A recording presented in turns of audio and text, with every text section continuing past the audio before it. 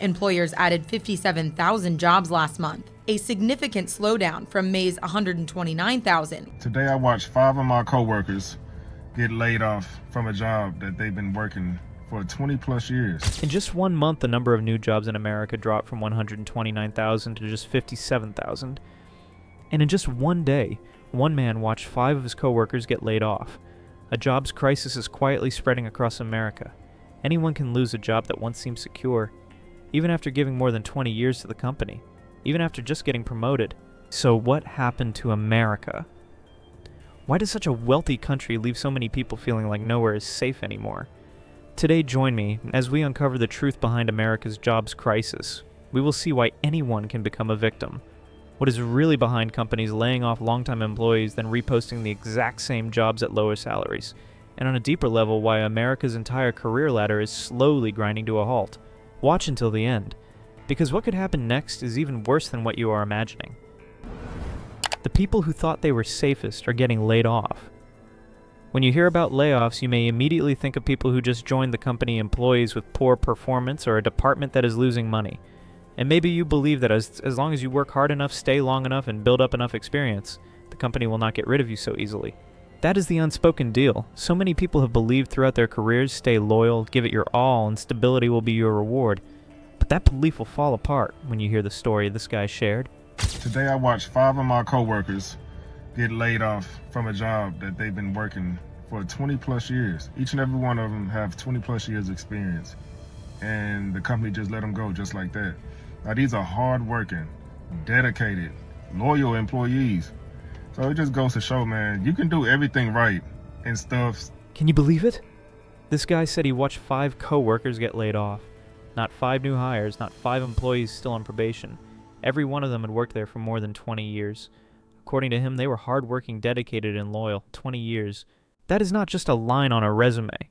That is thousands of mornings waking up and going to the same place, staying late, getting through hard times at the company, watching managers come and go, adapting to changing systems, training the new people themselves.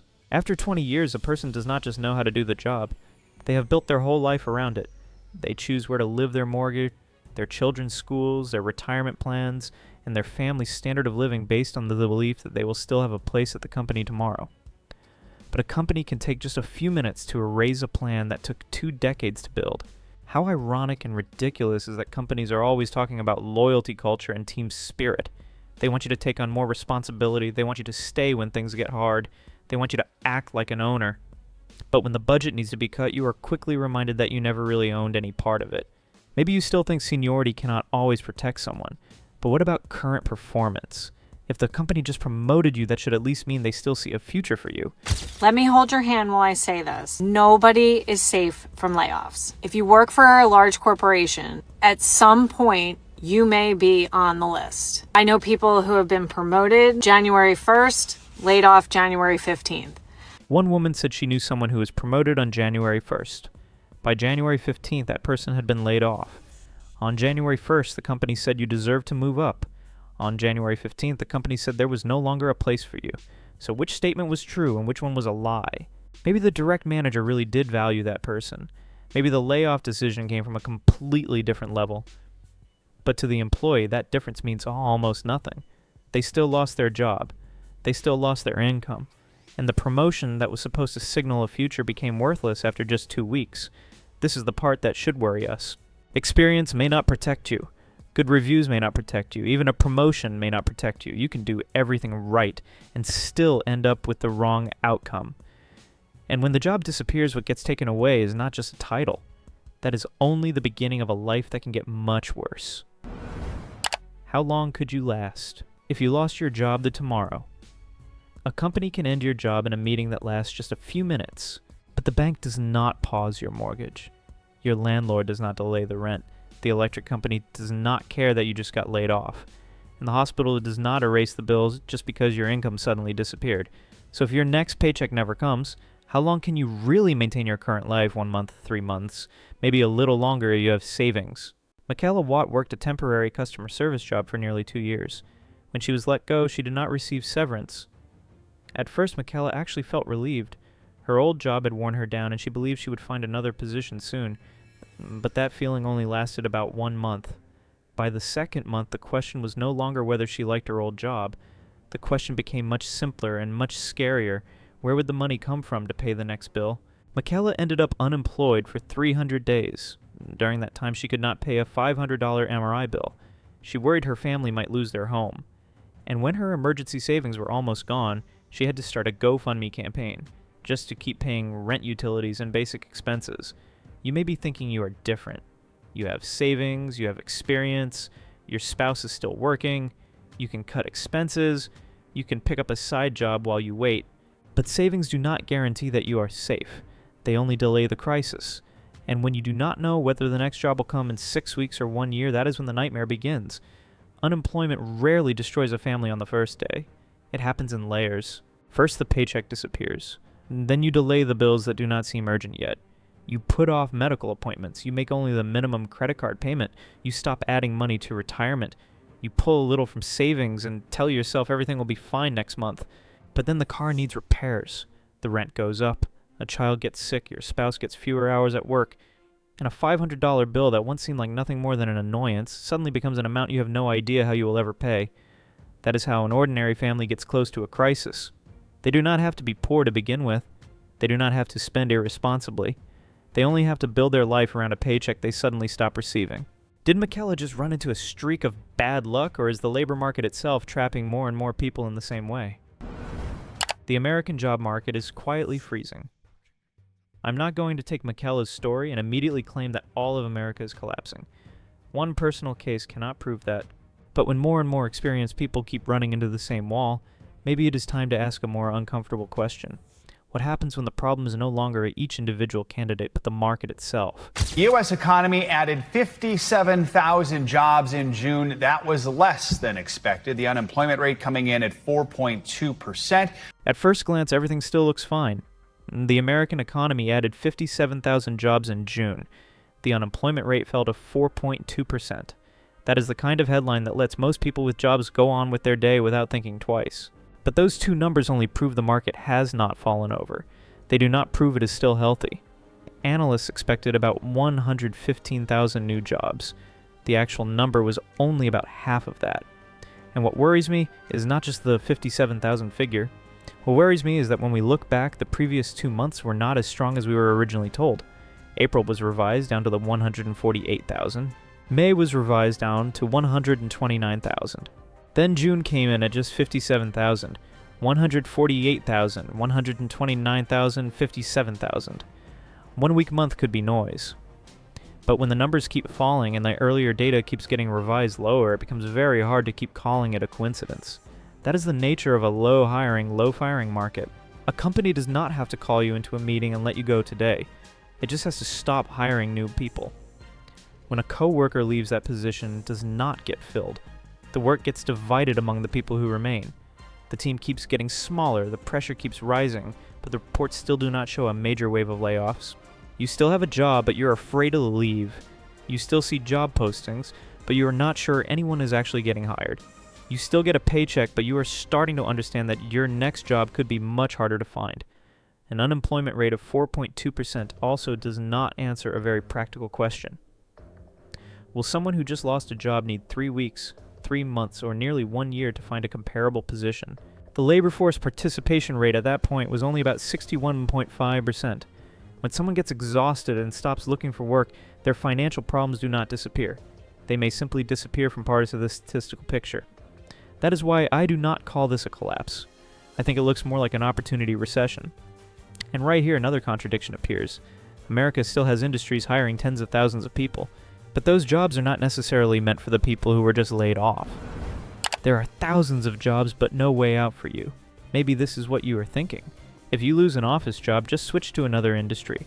Healthcare is still hiring. Construction is still hiring. America still has labor shortages in many areas. So why make everything sound so scary? Because the economy may still need more workers, but it may not need you anymore. Imagine losing your job on Friday. Then on Monday, someone hands you a list of industries that are hiring more people, nursing, construction, and electrical work. It sounds like you still have plenty of options. But do you have a nursing license? Do you have construction site experience? Can you spend 2 years going back to school while the rent still comes due every month? This is where the numbers start fooling us. While restaurants, hotels, and entertainment lost about 61,000 jobs, healthcare added around 22,000. Construction added about 11,000, while manufacturing barely moved. On a spreadsheet, some jobs disappear and other jobs show up. From a distance, it looks like they can cancel each other out. In real life, they cannot. A tech worker cannot wake up the next morning and become a nurse. A hotel manager cannot watch a few videos online and walk onto a construction site, earning the same pay as someone who has done the job for 10 years. When a 45-year-old professional loses a job, start over and learn something new is not inspiring advice. It can mean using savings to pay tuition, living on beginner wages, delaying retirement, and telling the family that their old standard of living may not come back for years. And even when you are willing to change careers, the new job may be thousands of miles from home. You can move to where the jobs are. But who will take care of your aging parents? Will your spouse have to leave their job? Will your children have to change schools? Do you sell your house in a bad market or keep paying the mortgage on a place where you no longer live? Let us say you finally find a job, but the pay is 30% lower, there is no insurance, and the contract only lasts 6 months. On the report, you are employed again. The problem is considered solved, but your mortgage did not drop by 30%. Your medication did not get cheaper. Your child's tuition did not go down either. Having a job and having a job that pays enough to keep your life from falling apart are two completely different things. And at this point, I think we have to ask a more uncomfortable question. If jobs are disappearing from the places where workers spent years building their skills, then coming back with lower pay, shorter contracts, or in a different location, is this really just a natural shift in the economy, or are companies slowly rebuilding the labor market in a way that makes workers cheaper, easier to replace, and less able to negotiate? Your job still exists, you were just replaced. Imagine your company calls you into a meeting and says your position has been eliminated. Not because you were bad at your job, not because you broke any rules. They just say the company is restructuring, priorities have changed, and your role is no longer needed. Then a few weeks later, you see that exact job title show up again on the company's hiring page. The job description is almost the same. The responsibilities are almost the same. The required skills are not much different either. The only thing that changed is the salary, which is now tens of thousands of dollars lower. So did the job really disappear? Or did the company just want someone cheaper to do it? Imagine you work at a big tech company and you've been there like 5-6 years. Your salary was, let's say, $180,000. Okay, now they lay you off and they're like, you know what? We could just repost this position for like $140, and we just save. Mandy once shared a situation like this. An employee had worked at a major tech company for about 5 or 6 years and was earning around $180,000. The company let that person go, then reposted the position at around $140,000, the same kind of work. But the company could save $40,000 a year. Mandy also talked about employees who were laid off and then invited back to do their old jobs for about 20% less. In a difficult market, some people still accept it. And honestly, this is the part that makes me the most angry. An employee does not just walk into a company making $180,000. That salary reflects the history of an entire process. But all it takes is one round of layoffs for a company to erase that history. It took you 6 years to raise the value of your work to $180,000. The company only has to change the name on the employee list to bring it back down to the $140,000. And when they invite you back at a lower salary on paper, you have every right to say no. But is that really an equal negotiation? The company has cash flow. It has a human resources department. It has lawyers. It has hundreds of other applications to choose from. It can wait. But what about you? Your insurance may be about to run out. Your savings are shrinking. The mortgage still comes due on time. You have been unemployed for months, and you do not know whether the next offer will come next week or 6 months from now. And this does not just affect the person who got laid off. When the company hires someone for $140,000, that number can become the new standard. It can be used to evaluate the next candidate, to reject requests for raises, to put pressure on people already doing the same kind of work. And that is when the decision to save money starts charging the company back. Companies cut workers to save money, then lose even more. I have always found something pretty ironic about these efforts to streamline the workforce. When people are being cut, everything sounds very scientific. A spreadsheet, a savings target, a presentation about efficiency. Leadership says the company will do more with fewer people. It sounds very smart, at least until everything starts breaking. Problems that used to be fixed in a few minutes now drag on for days. New employees open the instruction manual but cannot find the answer.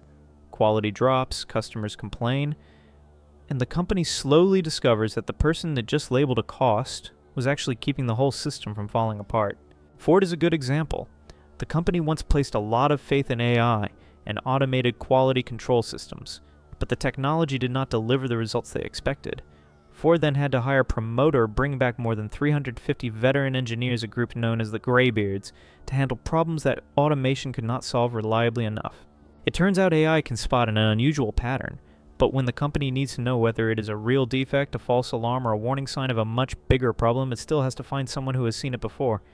This is where I think a lot of executives got it wrong. They thought they were only getting rid of a high salary. In reality, they were also getting rid of all the judgment and experience that had built up around that salary. When longtime employees are pushed out before they can pass on what they know, and new employees are never given a chance to step in, the problem is no longer just one bad round of cuts. The entire career ladder starts losing the steps that connect one generation to the next. America's career ladder is losing one step at a time. I think we have talked too much about how many jobs are being created, and not enough about a more important question. Where are those jobs taking people? A job should not just help you survive until the next paycheck. It should give you a chance to learn a trade, earn more, move forward, and eventually leave the workforce with some security. At least that is how the system was supposed to work. Young people step into their first positions. Experienced workers train them. Mid-level employees get promoted. Veterans move into advisory roles. The people at the top prepare their replacements. One person steps out, someone else moves up, and a new opening appears at the bottom. But right now, that ladder is blocked at almost every step. At the bottom, companies cut to entry level, hiring use contractors, outsourcing, or AI, then complain that applicants do not have experience. They want to hire people who are already fully trained. They just do not want to be the company that pays to train them. In the middle, things are not any fairer. People who have worked for 10, 15, or 20 years may be given more responsibility without a new title. They may be blocked from moving up labeled too expensive, then laid off, and discover that their old salary is almost impossible to get back. And at the top, power is being handed over more and more slowly. In politics, business, the courts, and universities, many senior positions are still held by people who already have far more power, wealth, and advantages than those below them. This is where the inequality becomes the clearest. Many older workers would love to retire but cannot. They do not have pensions, they still have debt, healthcare costs are too high, and Social Security is not enough to live on. Meanwhile, a small group at the top has had enough money to retire for a long time but does not want to give up power. When you are young, you cannot find a way in. When you are middle-aged, you may do more work but have nowhere to move up. When you are close to retirement, you may discover that you cannot afford to stop. A healthy economy has to know how to bring new people and help capable people move up, hold on to experience, and allow people to leave safely. When all four steps fail at the same time, this is no longer just a weak job market. It is a career system that is losing the ability to renew itself. The worst case is not losing your job but having no way out. I do not think millions of Americans will all wake up tomorrow and receive layoff emails. The more worrying scenario may happen so slowly that most of us do not realize we are trapped until it is too late. There's no clear day when everything collapses. There are just fewer new positions, longer job searches, lower salaries, and doors quietly closing one by one. The people affected are not just the ones who have already lost their jobs. If companies keep hiring fewer people, those who still have jobs will start becoming afraid to leave. They will not dare ask for a raise. They will not dare object when the work of two people gets dumped on one person. They will not dare leave a toxic workplace because there may be no comparable option outside. You still have a job, but that job starts controlling you more. This is something I think a lot of people overlook. A weak market does not just make unemployed people desperate, it also makes employed people easier to pressure. Then the quality of the jobs themselves starts getting worse. A full-time position may come back as a short contract. Benefits get cut, pay gets lowered. One person has to carry the responsibilities of 2 or 3 people, then gets told that this is efficiency. And a few years later, another problem will show up. If companies do not hire young people, do not train them, keep pushing experienced workers out, and do not prepare replacements, they will run out of the very people capable of keeping the system running. Young workers are not given the chance to become senior employees. Senior employees are removed before they can pass on what they know. By the time companies recognize the gap, experience cannot be produced on demand in a few weeks. After everything we have just seen, I do not think workers can keep placing all their security in the promises of one company. Pay attention when the company stops hiring replacements, when the workload quietly increases, when experienced people keep leaving. when eliminated positions show up again with lower salaries. And most importantly, ask yourself whether your skills can transfer somewhere else, and how long your emergency savings could really keep you going. I have never seen a wave of job losses in America create such a deep and widespread sense of insecurity. Some people bring up 2008, but in my opinion, what makes this period more frightening is that workers are not entering it with a strong financial foundation. Home prices, rent, food insurance, healthcare, and debt are all weighing heavily on ordinary families. Even many people who still have stable jobs are struggling from month to month, and some cannot even pay every bill on time. So imagine what happens when that paycheck suddenly disappears. What about you? How do you see this situation? Have you noticed a new trend where you live in your industry, or do you simply have a story you want to share? Do not be afraid to write it in the comments. We will read everyone. Not just me, but other people dealing with the same fear will read them too. That is exactly why this channel exists. Do not forget to subscribe so you can keep following important stories like this. Have a great day.